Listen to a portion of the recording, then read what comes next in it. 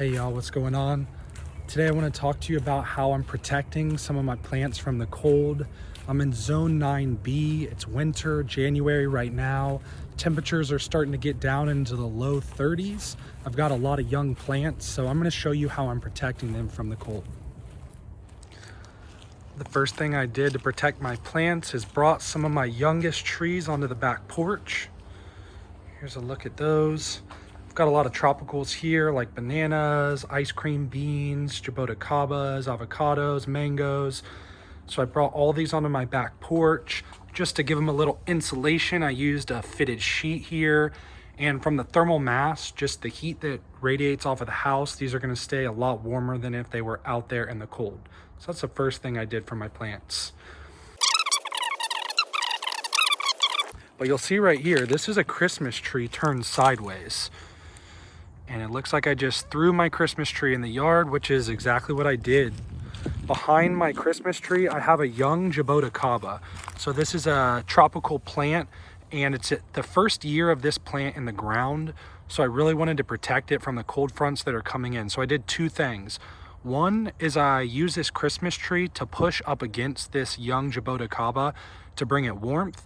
And then also I've got a 5-gallon bucket here, which I fill with some rainwater, and that water will retain more heat than the ground itself. So that can help with keeping this young plant warm also. So that's one of the ways I'm protecting this plant. And then you'll see I've got my apple manzano banana right here. And I've done some of the same things. So I've got some water jugs that I filled up at the base. And then I've got some young papayas right here that I sprouted from seeds. And I don't want to lose these to the frost. So what I did is I took some pine needles, some straw, and I've got a water bucket that's tucked in back there. And I've even got some rocks here, and I built them all up around the base just to have some thermal heat, some heat retention. And I built up these pine needles and these leaves up to about 10 inches on the base of the papaya to help retain some of that heat for these plants. I do have a loquat back here, which it is relatively cold tolerant, but just since it's so young, what I did is I put it right here next to my rain barrel up against the back of the house. And I've even got some biochar that I'm soaking here in compost tea. So I'm keeping my loquat next to that because of all the thermal mass and some of the heat retention that I'll get off the moisture in the side of the house. Here's my young Super Haas avocado. You can see the avocado tree right there. And what I did to protect this avocado is I filled up a bunch of bags with leaf mulch and some organic matter, and I stuffed those around the base of the avocado. And I've got all these bromeliads that I just removed, and I'm moving to a new area. And what I did is I built those up around the base of the avocado, again, just for some thermal mass to keep some heat down by the trunk. And that goes up about a foot of this young tree. So that's gonna help keep the roots and the base of this tree warm. These are two young bananas that are planted. And I had some old shower curtains, and they were really thick. We weren't using them. So I wrapped those around the base of these bananas to keep them warm. In this garden bed, I've got several voluntary papayas, and I want to protect those, save them as well. So what I did is I built up a large base of mulch around the base of the papayas, about 10 inches high, to these young plants to help keep the heat in the base of them and hopefully stave off some of that cold damage. I did that for several of these little papayas.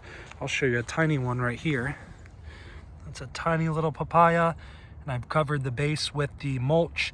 And it's important to remove this mulch quickly after the cold goes through, because I don't want to cause any root rot. I don't want to cause any mold to grow at the base of the papaya.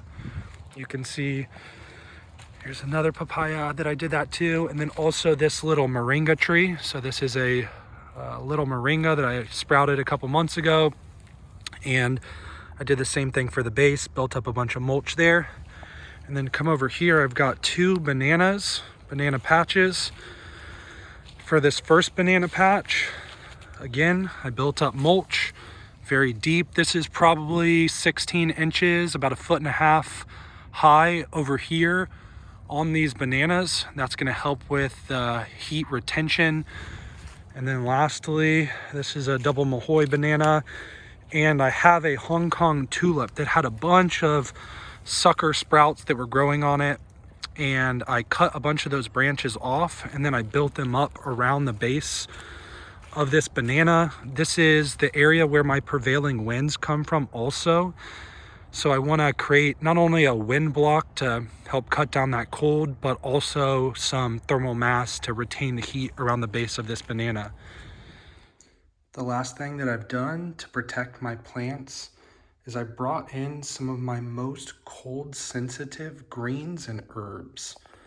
I took cuttings of my longevity spinach, put those in a pot. I also have some Cuban oregano, the variegated, as well as the standard green Cuban oregano. And since these don't like the cold, I brought them inside where they will live until next spring, and then I can take these cuttings and plant them back out. So that's just a little look at how I'm protecting some of my more cold sensitive plants. Like I said, I'm here in Central Florida, Zone 9B. We're expecting the temperatures to get into the low 30s. So I want to make sure that I wrap up my planties and keep them happy through the winter.